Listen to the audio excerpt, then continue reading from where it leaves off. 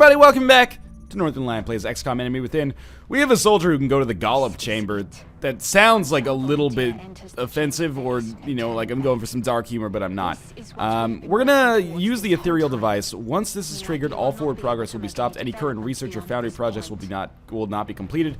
Any injured soldiers will not be healed. Okay, well, you know, I am gonna do it, but I just want to see if maybe tactical rigging can finish first. Come on. Come on! Not now, France. Tactical rigging, come on. Excellent. Okay, carry on as if nothing really mattered. Shaped armor, so be it. We'll miss it. Cool. We'll use the Ethereal device, and we should get a cutscene. Florence Nightingale, become one with the life force. Each of our major victories, we have encountered incrementally more powerful aliens. After the first alien craft was shot down, they began a campaign of terror. The alien forces were led by a sectoid commander, a powerful psionic creature. Upon capturing the hyperwave beacon, we detected a cloaked ship carrying a being of incredible psionic power. Having captured the device it sacrificed itself to protect, an immense alien ship has now appeared within our atmosphere. We can only assume that a being of even greater psionic power is on board this vessel. We have already pushed human evolution so far, and I fear where the next step will take us. But our enemy leaves us with no other choice. A new type of weapon is required.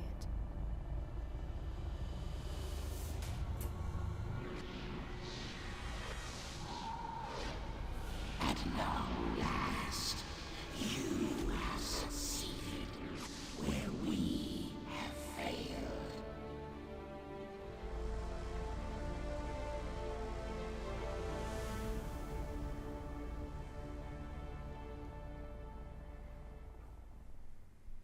You know, she's been a great soldier, but it kind of looks like her hair was stapled onto her head. Anyway, of course we're going to assault the temple ship here. This is going to be the final mission. Tactical rigging is on. Oh, so we do get to take 2 items. Alright, you know what? You're going to get needle grenade and arc thrower. The arc thrower... Did you see her arm do that? Let's try this again. Frag grenade to arc thrower? No, okay. I thought her arm, like, phased through her body. 2 frag grenades. Is this the time when we finally give our sniper a scope? I don't think it's totally necessary. Can I give Nightingale, like, 6 medkits? Max 1 per soldier. Lame. Okay, well, we have Mimic Beacon and the grenade. You know, 2 frag grenades on our sniper is worthless. Is there any way that I can still build an item? I might as well at this point. The final mission of the game. You got it. You asked for it. 1 scope. Coming right up for Jude Law. Okay. So we'll get this equipped here. And do we have everybody we need here? Yes, assault the ship. Nightingale. Yeah, if she dies, we lose the mission. So that would be really unfortunate. But assuming everything goes well, I will be dividing this mission up into 2 parts because it is an exceptionally long one. At least that's the way that it went. We're on like the coast of South America here. Okay, that's the way it went when I did it in Enemy Within. Tip, XCOM's covert operatives can hack Exalt communication arrays. Alright, that should be really useful on this mission. Force entry to the temple ship's bridge. The volunteer must survive. A little bit of dialogue going on here, and since it is the final mission, let's build up that gravitas. So, whenever the alien talks, I will do my best to, you know, dissuade my normal instinct to talk like a blathering idiot over top of it. Okay, you don't have to look like such a swag-aholic.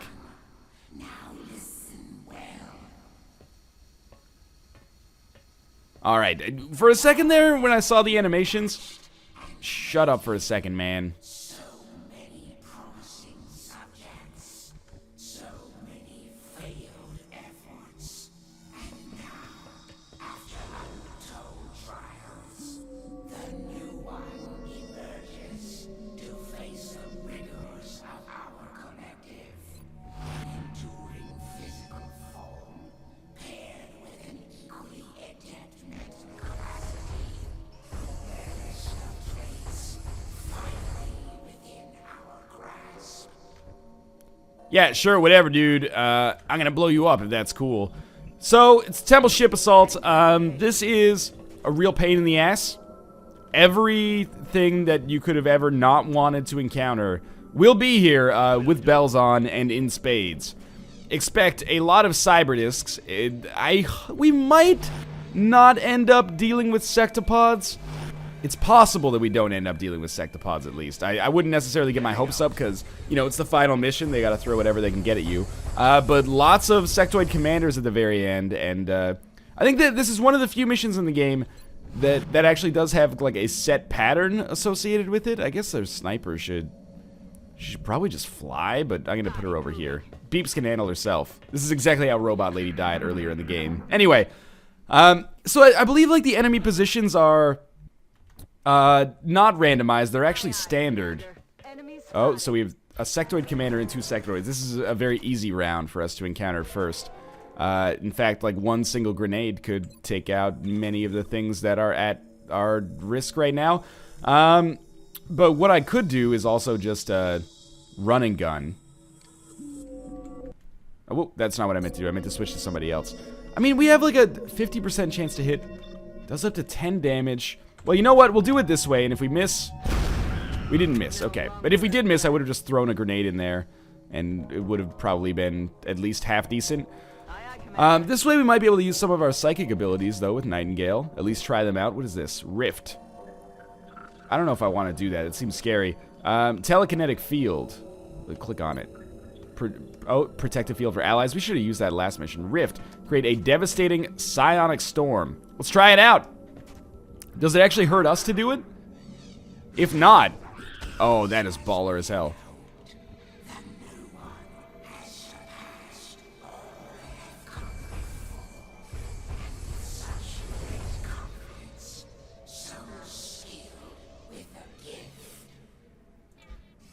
You know, I'm not gonna spoil the story. Oh, we're not supposed to walk through that. I remember that now. I'm not gonna spoil the story for you. This is one of the very few things, and I love Enemy Unknown. I know that there's some very diehard, you know, old classic XCOM fans that have problems with it, but I love Enemy Unknown, and I think Enemy Within is a fantastic expansion. But the ending to this game always struck me as kind of a weird...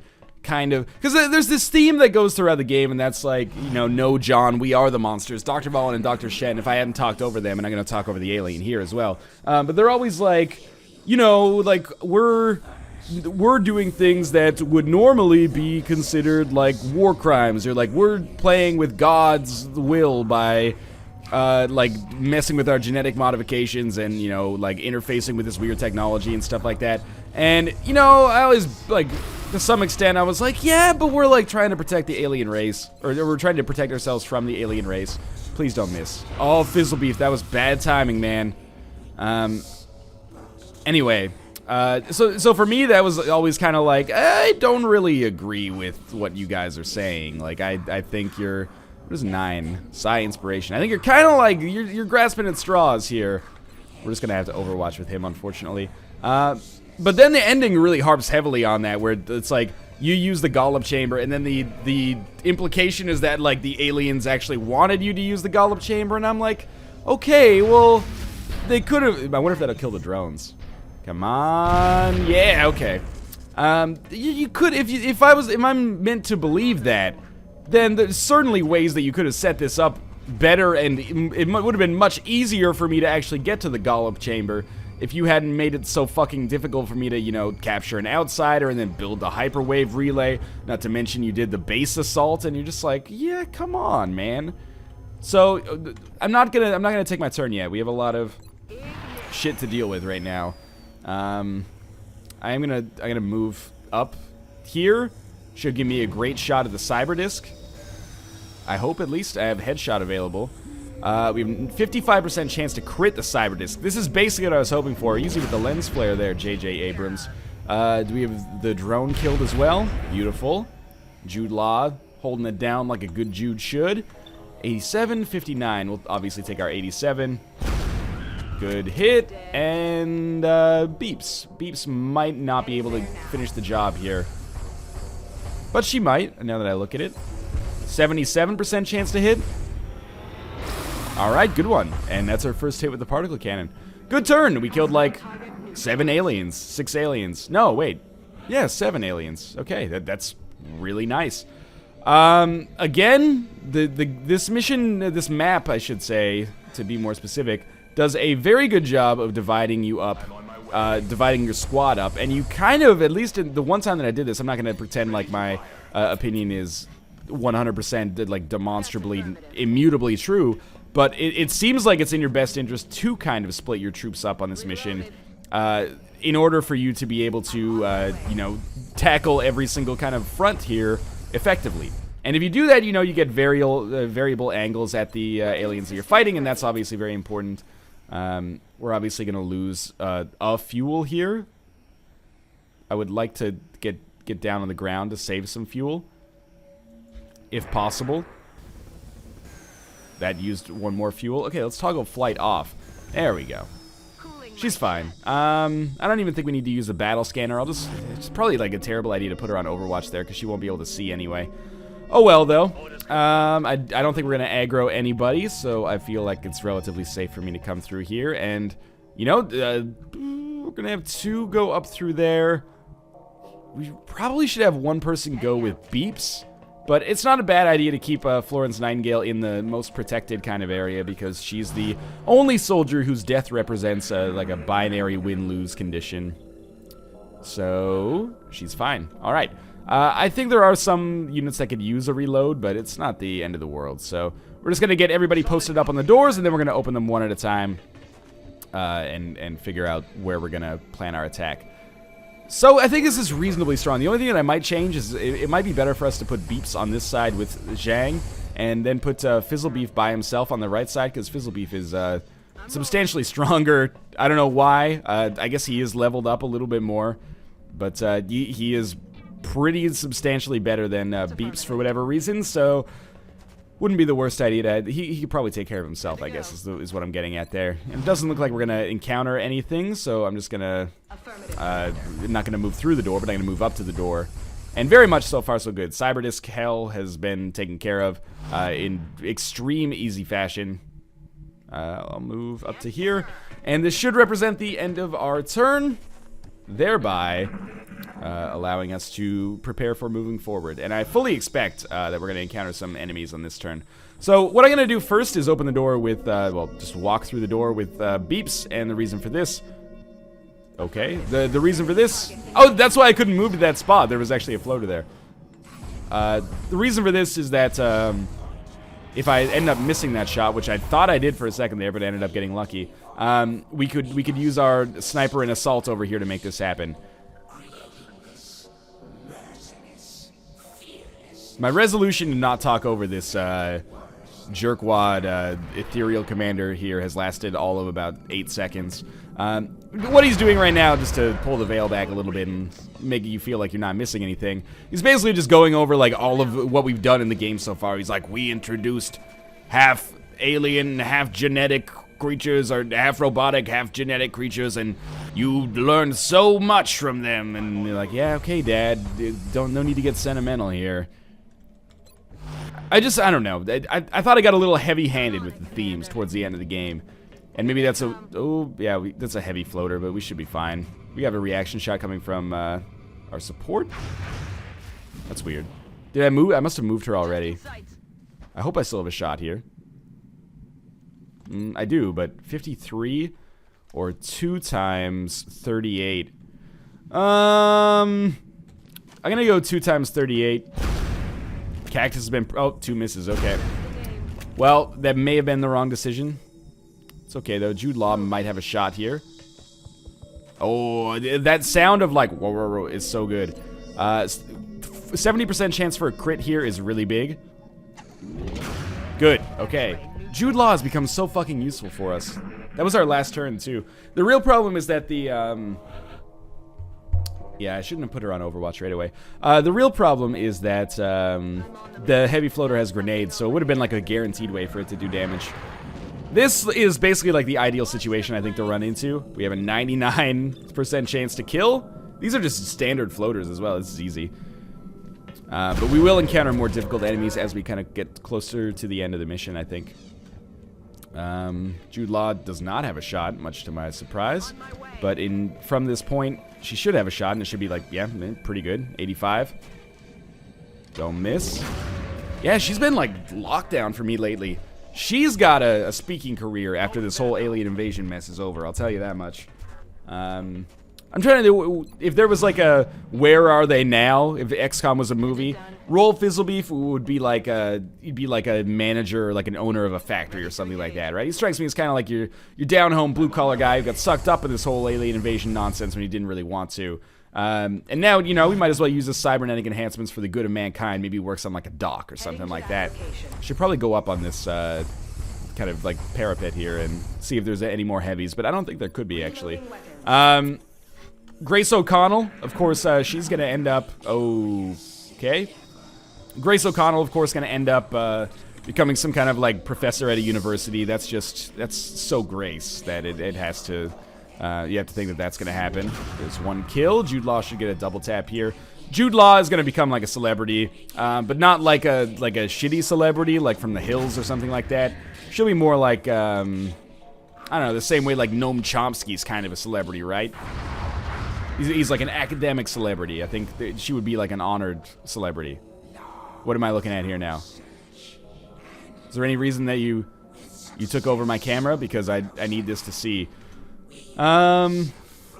Who else do we have here? Zhang, I think he's gonna go back and he's gonna because this is a Western game, he's gonna go back and he's gonna take like a position as like the ambassador to America, or maybe he'll be like the defense minister of China, and then that'll institute a policy of even further cooperation with the West. So I think he'll be westernized by his experience here at our African HQ. Now that I think about it, it doesn't really make much sense. And then he'll go back with those policies and those relationships that he's learned, and that'll happen. I don't want to spoil what's going to happen to Florence Nightingale here, but let's not start making the holiday plans for her just yet. Who else do we have? Android Cactus? Oh yeah, she's going to become like a Fortune 1 CEO. I don't like Fortune 500. No way, man. She's way too aggressive. If she sees something she wants, she takes it. That's where I see Android Cactus. And if Beeps doesn't end up being a professor, as I expect her to be, then probably maybe I could see her like being one of those shoe shining stations at the airport, because she's been. This is insulting to people who do that job, and I apologize for that. I have ultimate respect for the airport shoe shiners, but you know, I think she's cut out for a job that maybe is a little bit less pressure than anything involved in the XCOM project, because she's faltered a little bit under fire. Grace under fire has not particularly been an apt way of describing her here.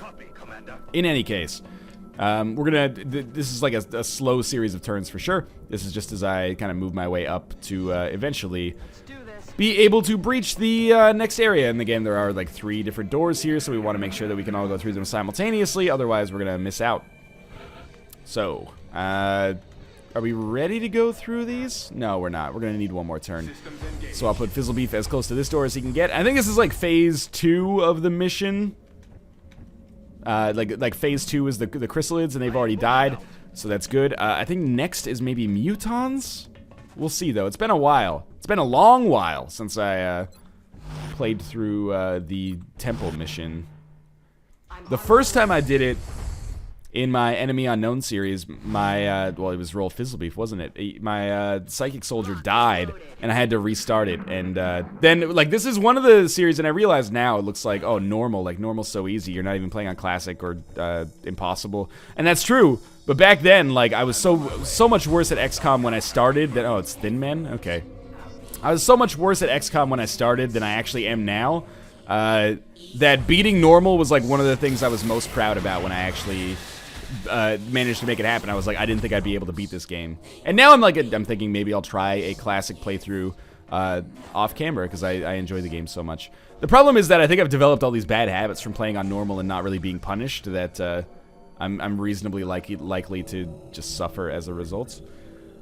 This is a definite like running gun option, but I also think that just a needle grenade like right here will just kill both of these thin men. Man, you know, it's unlikely that it's going to be more effective than this. Managed to kill 2 enemies with it. The unfortunate part of this, and this should be obvious, but is that by creating like all this poison, we're going to have to just kind of hold back for a couple of turns. But that is 3 enemies killed already.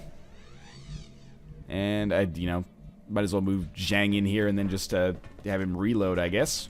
Reloading now. And Florence Nightingale, yeah, why don't you just hang out, like, right here? You shouldn't have it. I should have moved her to the other side of the map, just in case when Grace O'Connell comes through here, there's, like, 12 thin men. I imagine there's going to be at least one. No, there's not. Okay. Well, door number 1. Door number 3, I guess, not that big of a deal. Okay. So far, so good. We have not really encountered any heavy resistance so far. It goes without saying, I think, but we're just gonna, like, overwatch for a turn. Well, while the poison goes away. Reload if necessary. Mostly concerned with those, like, psychic soldiers that are gonna come about at the end of the mission. Not even psychic soldiers. I think it's like there's one ethereal commander, and if you kill him, then that's done. And then he's surrounded by sectoid commanders, and also Muton Elite and Muton Berserkers. So it's nothing to sneeze at. But if you just kill the commander, then that's it. You're good to go. That might be a job for Android Cactus. Okay, Florence Nightingale. Might as well overwatch you. Let's break through on the right side here with beeps before we do anything else, because you never know. Maybe we'll encounter some aliens inside here. Alright. Oh, we did. Okay. Got a couple of Mutons. Kinetic Strike is not going to work, unfortunately. And we actually don't even have a shot. So I'm just going to go on Overwatch, but I almost feel like a proximity mine is... Like, there's already enemies up here. Why not use a proximity mine on this turn and guarantee us, if it works at least, 8 damage or 16 damage if it hits 2 of them. That's my thinking. If I actually used... Oh, not hunker down. If I enter flight mode as Jude Law, and then just kind of like fly up here, I may have a good shot. It certainly looks like a pretty good shot, doesn't it? Well, now there's like no point to the proximity mine, but we might as well get the kill just to be sure, right? Oh, and it blew up the proximity mine, but I don't think it killed the other, Oh, I didn't mean to move Zhang here. I meant to move Fizzlebeef here. Luckily, did not get punished for my actions. So let's just keep Fizzlebeef here so we don't aggro anybody else. But I think it blew up the proximity mine and thus probably hurt the other Muton.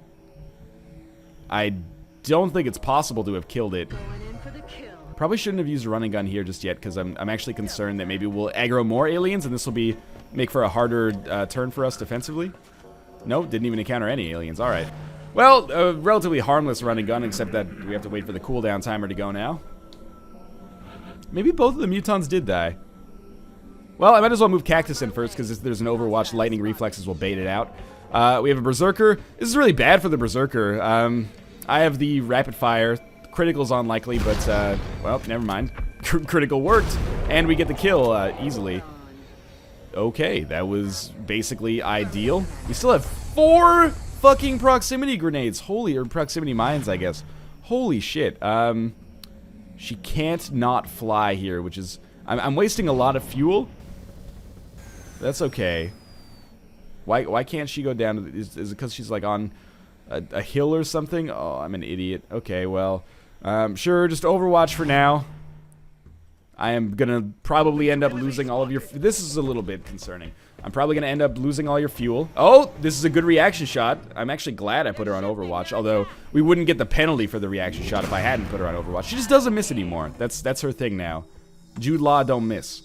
77 with a 50 critical chance, but I don't even think we need to crit to hit. Alright, that's a fairly frustrating miss, but not that big of a deal in the whole scheme of things. Nightingale will have a good shot, I'm assuming. 100% chance to hit. Or we could do like, you know, Rift or something like that. Let's try that out. Just make sure not to actually walk into that Rift ourselves when we're done with it. Alright, that did 14 damage. Jesus. Good enough. And so far so good. We're done with the Muton stage of this map. I think, at least. And I'm not sure how many stages there are left, to be honest with you. I'm imagining... I wonder if the final mission has been tweaked a little bit to spawn mechtoids, because they seem like they'd fit in here, like a mechtoid-sectoid commander combination. A couple of those. It would be annoying, for sure. Look at that. Do you see how many abilities this lady has? She has, like, 17 different moves that she can do on any given turn. Okay, why don't we start with Beeps here? Beeps, you're going to move out just a little bit. We're destined to use at least one more fuel with our sniper. So the next time we... That's not our sniper. So the next time we bring her back up, we better hope that she wants to stay there.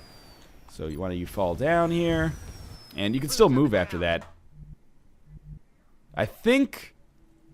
Sure, I'll just put you behind here, because we're not going to aggro anybody. Might have been worthwhile to have her reload as well. No big deal, though. Let's dash through the snow a little bit here. Think we'll be fine. And, oh, that's what I was worried about. Okay. Double Sectopods. This is pretty much the worst. I regret doing a dash. Who do we have left now? We got Beeps, who does have a shot with a 67% chance to hit. Alright, we'll take that.